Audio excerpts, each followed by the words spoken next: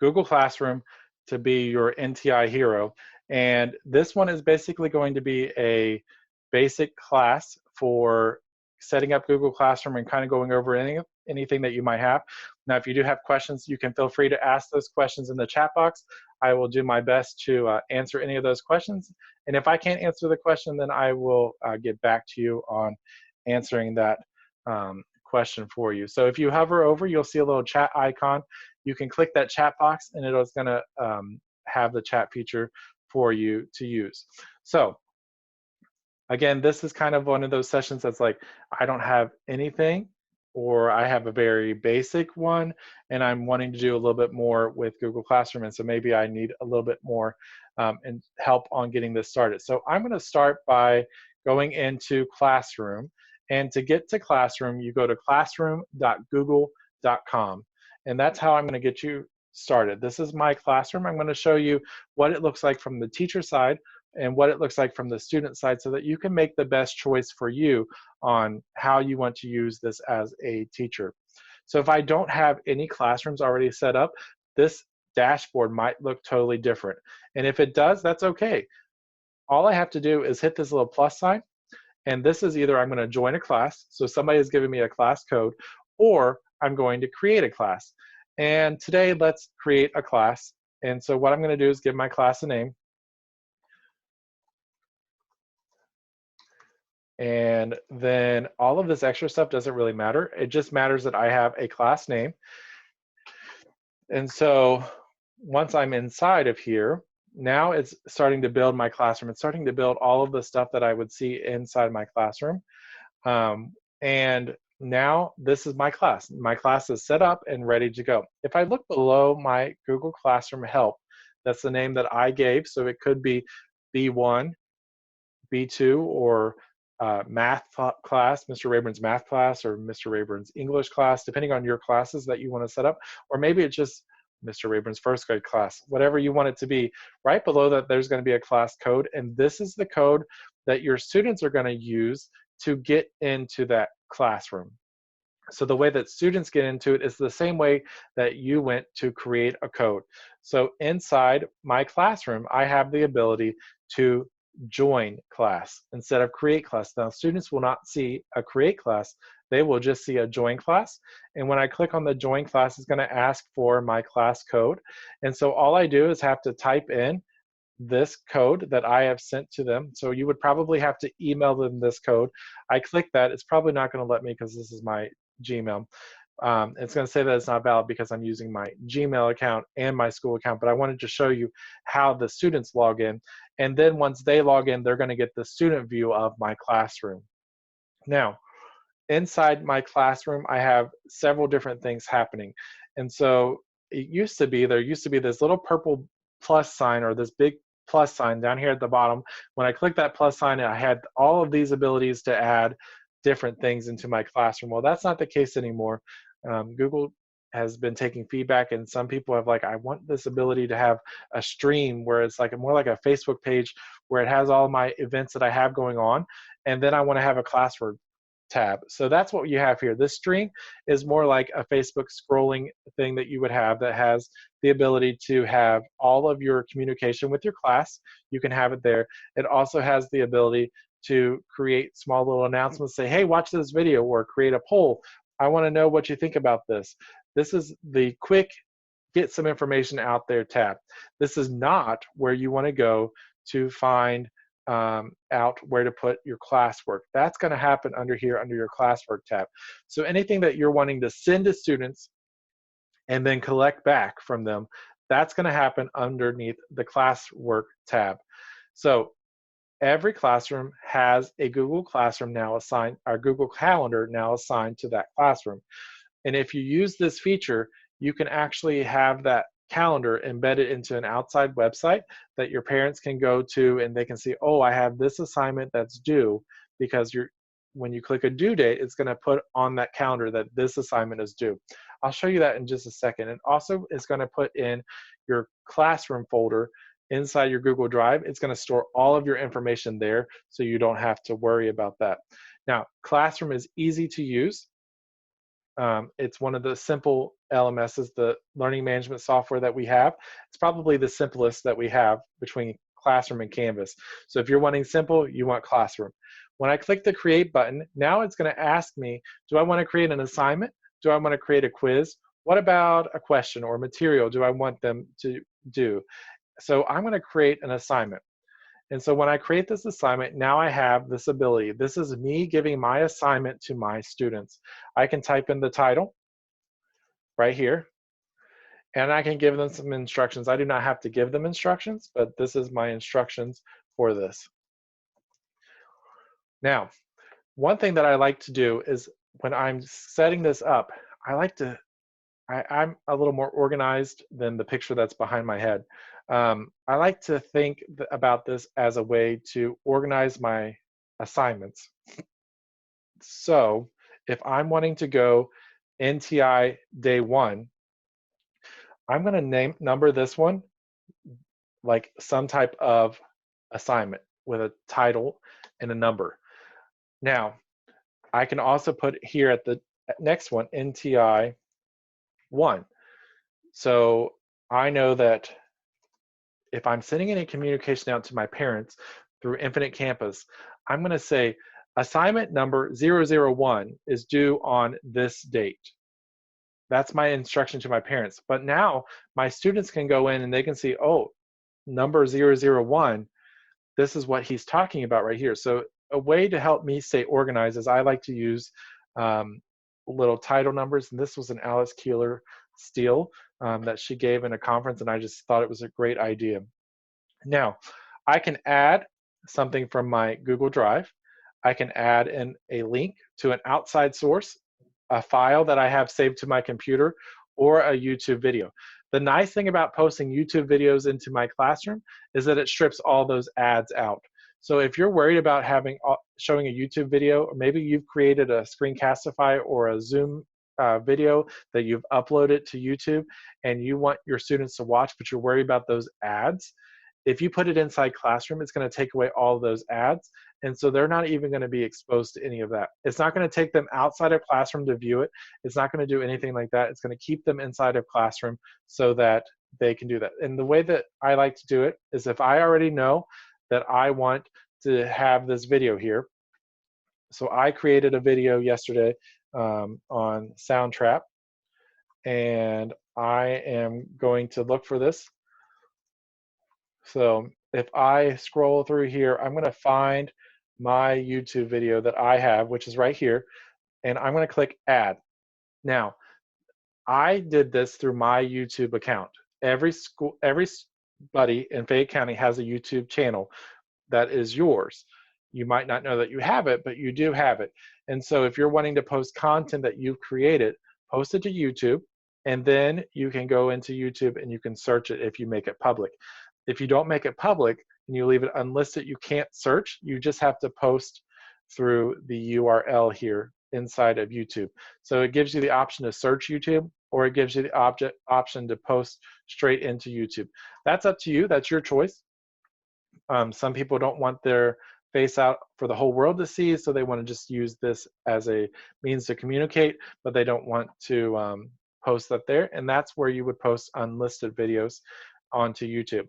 Now, if you're not creating that content and you're just saying, well, maybe I want to find a video that is counting to 20 for my little first graders, I'm going to find a song or a video that I've already watched. Of course, I've already watched this one. I have not watched it, but in the real world, I would make sure that I watch every video that I post into my classroom, and I'm going to hit the add button. I didn't create that 20-minute song, Let's Count to 20. Somebody else did, but I can post that inside my Google Classroom for my students to watch. And so now I have the ability to post videos, and maybe I also want to have a document here that is available for them to see as well. So I'm going to add this document that I have now. I added that pretty fast, so I'm going to go back in here and show you. If I click the add button and I click Google Drive, then I can either, if I know the name inside my Google Drive, it has to be in my Google Drive for this to work. If I know that name, I can just type it in there. If I don't have it already in my Google Drive and I want to put it in there, I have to upload that into Google Drive. So I have a document that I have saved on my computer. I want to upload that into Google Drive. If I have something in my document, I know which folder it's in, I can click there. I can click in my shared drives, anything that I have. But let's see, I have this video or this assignment right here. I'm going to click add. Now I have three different options, and I want to be very clear. These three different options only appear at this very moment inside of Google Classroom. If I click post, you're going to only have two options. So if you get back and you're like, well, I don't remember what he was saying. He said something about having three options, but I only see two. It's because you have to go and repost this one. So the first one over here, I have a document and it says students can view the file. If I just want them to view the file, that's all I have to do is click that students can view. I have an option here that says students can edit this file. Anybody that is in my classroom has the ability, when I click post or assign, has the ability to edit that document. So in my mind, I'm thinking, is this something that I want them to be able to collaborate on? Is this something I want them to edit? If it's not, I don't want them to have the ability to edit. Maybe I just want them to have the ability to view. Or maybe I want this to be a template for them to turn it back into me. And that's where I'm going to use this third feature, which is my absolute favorite tool that I wish you could change after you hit assign. And this is the part that doesn't change. So it's actually going to disappear after you click assign if you don't do this. When I click make a copy for each student, what that's going to do is that's going to assign each student a template of this assignment. So now I have this document. It says make a copy for each student. So every student is going to get their very own copy of this document that they can type in, that they can edit, and they can turn it back into me through Google Classroom. It's an amazing tool. It's great because if you're one of those people that really like to keep the same format of everything and you just want to be able to check and spot check, this is what you want to have, make a copy for each student. Now maybe this first assignment, I want make a copy for each student, but the second one, I just want them to view it because it's part of their assignment. So I don't have to adjust this, but I can't go back and add that feature in later. So once I click assign, I have to do it right then. And if I change my mind, I have to delete the assignment and start over again. Okay, so that's how we add stuff into our assignment. Now, up here where it says for, I can add this to multiple classrooms that I am assigned as teacher. So if I have a B1 class and a B2 class, or an A1 class and a B1 class that are the same, they cannot edit PD format. So anything that's PD, they cannot edit PDFs. There is a way for them to edit PDFs, but it doesn't necessarily work the best way, and that's actually outside of Google Classroom. I can show you that in just 1 second if you're interested in that, but I can't guarantee that it's going to get you the same type of features as if they were editing a PDF. So real quick, when I'm going through here, I want to have this, maybe I want them to go to 2 of my classes because they're on the same thing. I want them to do the same assignment. Okay, so I'm going to select that. Well, maybe I don't want to assign this to the whole class, but I wanted to assign it as some enrichment assignments for certain students. Well, once my students are enrolled in this class, now they have I will have a list of students here that will have the option to assign this, and I can just check each of these students that I want to assign this assignment to. So I don't have to worry about the students that maybe they need a different assignment. All they're going to see is whatever is assigned to them. And the other student, all they're going to see is whatever is assigned to them. Both students, if I click the check boxes here and select those students, they might have 2 different assignments because maybe I need to differentiate my instruction a little bit or my assignments to meet IEPs. That's how you do that. You can assign them to the whole class, or you can assign them to certain students. Maybe they're working on groups and I want these students to work together on this document, and then these students to work on this document. You do that through this checkbox here. which is a nice little feature that wasn't always there. You can assign the points, and then this is the due date. When I assign a due date to it, that's where it takes me and places it on my calendar for my classroom. So maybe I want to assign this due date tomorrow. It's due by 11:59. Um, some people care about that, some people don't. And then I can also add a topic here. And when I add a topic, it's going to do kind of like if you've ever read a blog where they have little hashtags at the end to keep things similar. So maybe all of these assignments are for NTI learning. And now this assignment is going to be attached to my NTI learning so that when we get back into the classroom, we can then go and move into other stuff, but we've already got this platform set up. And so if they miss something, they can go, oh, I knew that was in my NTI learning. I can click on the NTI learning under my topics, and then I can see all of the stuff that was assigned for NTI. And now maybe we're doing some different things that would happen in a different class or different subject part of our class curriculum. So I'm going to attach that as a topic. So our topics are very nice right there. And now I am ready to do one of two things. I'm ready to send it straight out to all my students, or I'm ready to schedule my posts to be able to be viewed on a certain day. Now, if you schedule them to be viewed on a certain day, then they're not going to be able to see it until that time. So if you send this out to your parents and say, hey, parents, get into my Google Classroom, go ahead and you should be able to see things, but you have it scheduled to post on April 6th, and then they're logging in before April 6th. If it's not if it's not there, they can't see it until April 6th. So you're going to want to have some other things for them to see so that they know that they're in the right spot, or you're going to get a lot of emails about it, and that's never fun. So I can assign it as straight assign, or I can schedule it, or I can save it as a draft. So I can go ahead and work on it, maybe come back to it. And I believe if you save it as a draft, then it's going to keep those same three features that I talked about earlier with the make a copy, student can view, and student can edit. I think those three stay until you hit the assign button. All right, so let's hit the assign button. Now it's assigning it to my students, and now my students are going to see this inside their stream when they log in to their classroom. So they can click on their classwork.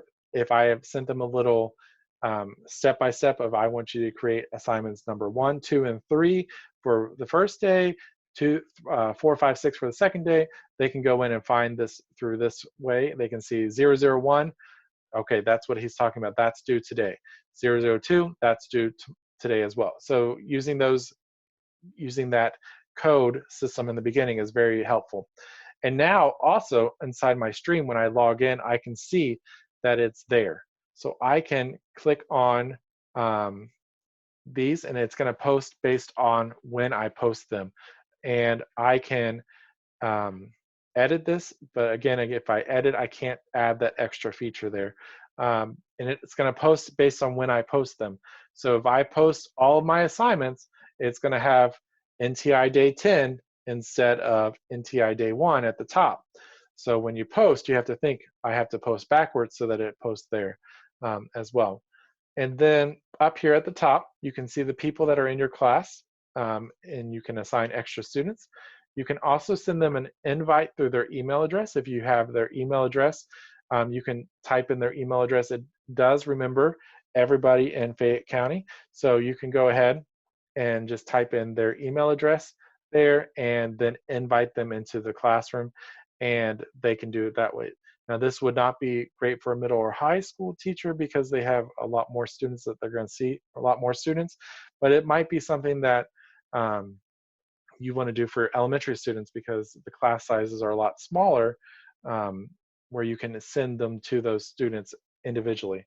And then students can also check their grades. Now, these grades do not import into IC. You still have to manually take those into IC right now.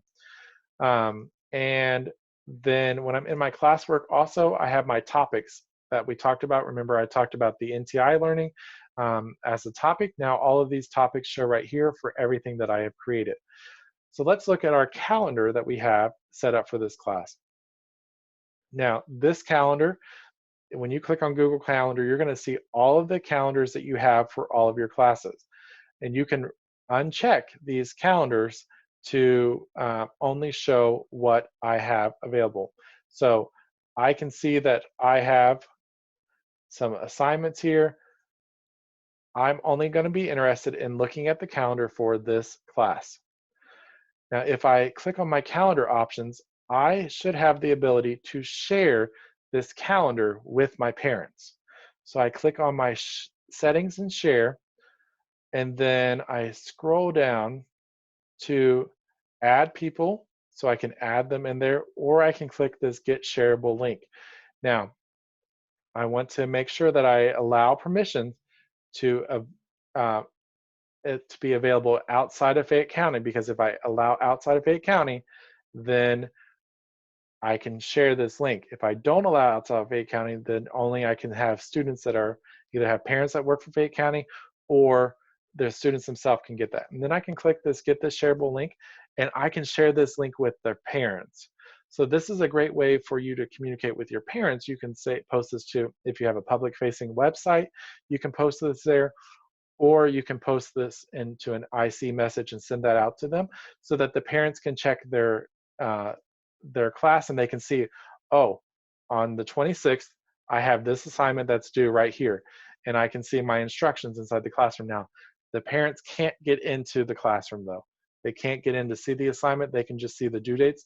Students can get into their assignment and see those dates, see those assignments. So that's a really nice thing to do if you're trying to help your parents navigate this through this process like we're trying to navigate through this. Sharing that calendar with them is an excellent tool for that. So, all right, so that is, in a nutshell, that is Canvas, or I'm sorry, Google Classroom. You can post quiz assignments if you're wanting to do that. It's going to create a Google form for them automatically, and so they don't have to. You don't have to go into Google Forms and then import the Google form into there. If I set it up as a quiz, it's going to automatically pull in a blank form that I can then edit. So if I click on this, I can now edit this form. So if I'm checking to see how they're doing, or I'm checking their learning to see what they're learning, I can add in these features here, or maybe watch this video and answer these questions here. This is all done through Google Forms. And there are some sessions on Google Forms. And if you scroll into our live help, which is how you got here, if you scroll to the bottom of that page, you'll see some archive sessions, and there's some links from Julie that she's done a great job of talking about Google Forms and using it. But the nice thing is, inside Classroom, it automatically creates that form. And then there's this nice little sneaky feature here, lock mode on Chromebooks. Now, not every kid is going to be on a Chromebook, so this is not going to be available to every kid. But this is one of those features that when you click lock mode on a Chromebook, if they're using a Chromebook and they go in to take that quiz, it's going to pop up the screen, and then they can't get out of it until they hit submit. So if you're worried about kids Googling answers, they can use that as a way to prevent that. But now if they're not using a Chromebook, there's no way to lock down a quiz. And unfortunately, that's the way it is, and it can't be done outside of a Chromebook. If you are using Chromebooks, though, you can lock down that quiz so that you can see that. And then you can also add extra instructions in there and then assign it just like you did anything else. There's also questions. I can create a poll. And so if I'm wanting to know about some questions, I can have them create a question. They can do short answer or multiple choice. It's going to appear in their stream so that they can see that. So let's real quick look at what it looks like as a student. So I'm going to exit out of here, and I'm going to go into my classroom that I'm in as a student. Jerry is my teacher for this one. And so this is me as a student looking at this classroom. And so I can see all of this work is assigned to me. It's a little overwhelming. And so this is what the stream looks like as you're getting through here. And it's a lot. So if you're posting everything, it's going to be a lot. Now, if I click on classwork, then I can see a little bit better.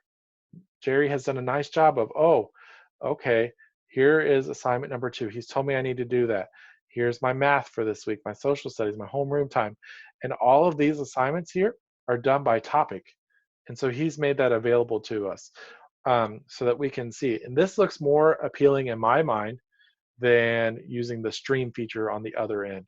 This is a lot to view, but I can go through my classwork and I can see that this is what I have due. And he has no due dates, but some of these do have due dates here. And I can see that this is due to, on Thursday. This one's due tomorrow. And so I can click on this and see my instructions. And then when I click on here, I can go in and do this. And now I have the ability to, so this is, Jerry did this, and what he did was, he did not do this one. He did not, oh, because he probably didn't make this one available. Let's try this one. So this assignment is the one that he did for every person gets a copy for their own one. Make a copy for each student. And I don't know why it's telling me to request access. Maybe it's because he has certain things set up, but it would have the option to turn in. Instead of saying where it says request option, it would say turn in. And all the student has to do is click that button, and then they're able to turn that document in to them. Let me see if I can find one. He had one on here earlier, student view. And I'm just trying to find one that I can show you how to do that every student gets a copy.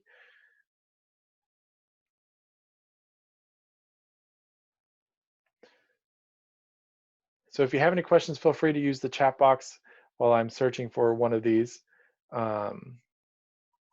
This one is assigned. So let's see what this looks like.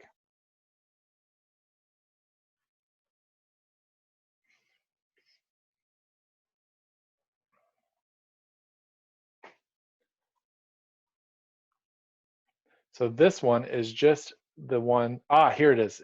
It is, okay. So now if I look up here by my share button, I have the ability to turn it in. And when I answer all the questions that I'm supposed to as a student, I can click turn in, and this is going to turn it in to me, to the teacher. It's going to turn my work into the teacher. I can see, oh, that's what I need to turn in. I click that turn in button, and now my assignment is done. It's completed, and I don't have to worry about it. Inside of the classroom as the teacher, it's going to look a little bit different. So let me go to one of my classrooms here, and I can show you what it would look like as a teacher. So this is an assignment that I have created. Now there are no students in this one, but I can see the setup would be very similar. I would have all of my students here on the left side, and then on the right side are all of their work. So when I click on a student's name, it's going to give me their assignment that they turned in. And then I can view that assignment, give them a grade, and then I can return it back to them. Maybe they didn't do exactly everything I asked. I can send it to them in a private little message. I can say, hey, you didn't do this right, send it back and turn it in. So let me see if this one has students in there, but there's probably not very many classwork because this is more of a teacher organization one. I don't know if it has. So I can click this view assignment. Now I can see that these teachers have done this work, and now this is their assignment. Now there wasn't anything for them to turn in, but this is what it would look like for you. You would click on their name and you would see their assignment here, and then you can actually add in a comment here for them to see that. So that is how you grade things inside Classroom and you turn it back into them.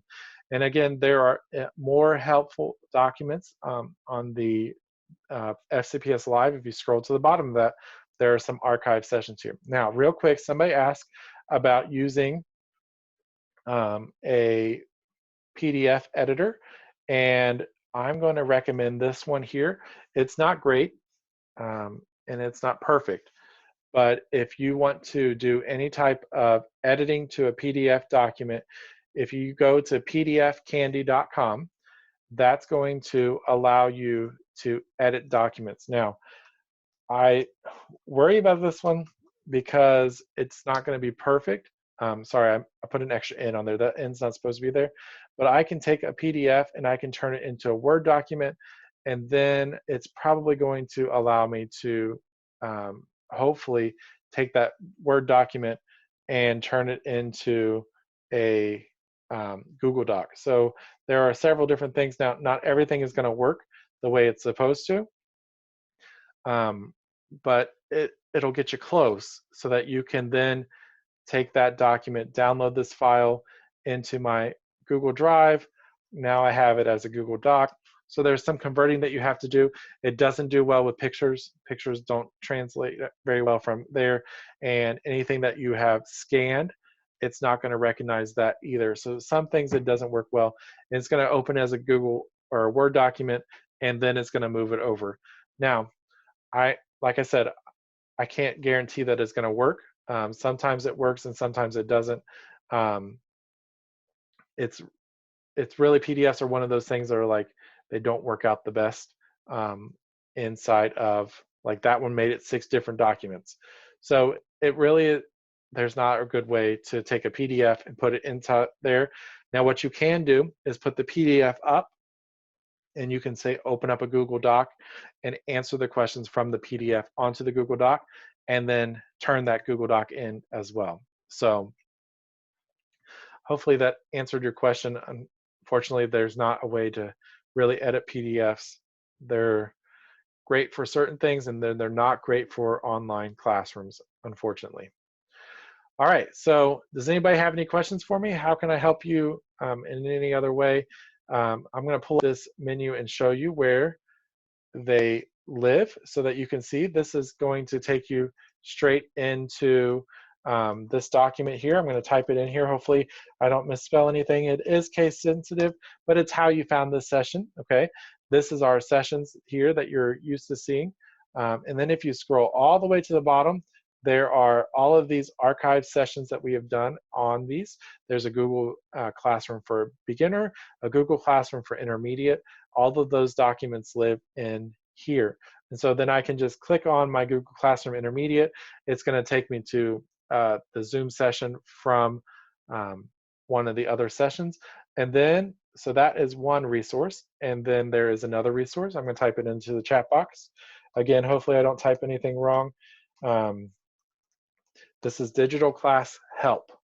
That is the next resource. And what that one is, are all the resources. This is all the resources that we have created for the FCPS OIT team has made this available for everybody to see. And you can click on here. You can see Google Classroom is right here. And then there's a how-to for teachers, a how-to video, and then there's also a how-to for students and a how-to tutorial as well with slides and pictures. So, you know, this is not the easiest time to be a teacher. We say that about other things, but this one is a real struggle, especially if we've been in the classroom for a long time, and now they're asking us to completely change the way we've done everything. But what's important is to remember who you're doing it for, and it's for those little kids that sit in your classroom every single day that miss you. I know I have 5 kids, 4 of them are in school, and they miss seeing their teachers. So any way that you can interact with your kids while they're sitting here at home being bored is a great tool. So using Google Classroom is a great way to take you from that 0 to hero. All right, everyone, let me make sure I didn't miss anything.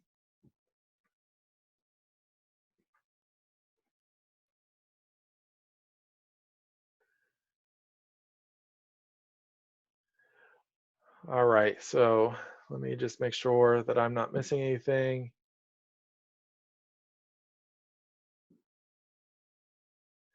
Yeah, the best way I would suggest for creating a PDF is making them have an answer sheet that they can go along. Now you can create a template for those answer sheets based on what the document looks like, the PDF that you have, what it looks like. If you take that document and you put it into there and then you create another Word document using tables, a lot of that's going to match up, and you can say number 1, put your answer here for number 1. It depends on what your PDFs look like.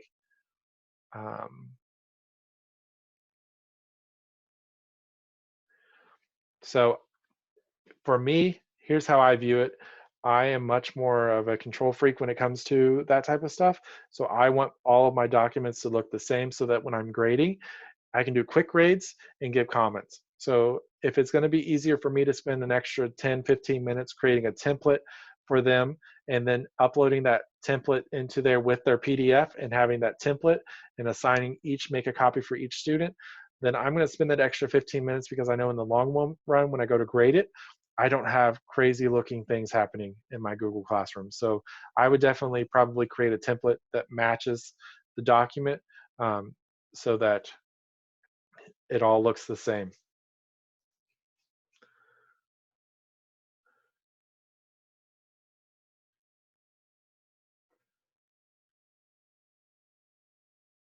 All right, so if you have any other questions, I do have nap time help from 12 to 12:50 every day this week, except for Friday.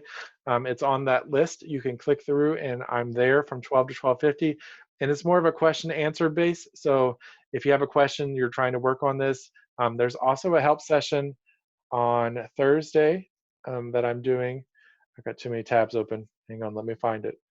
If you're interested, it says Canvas and Classroom.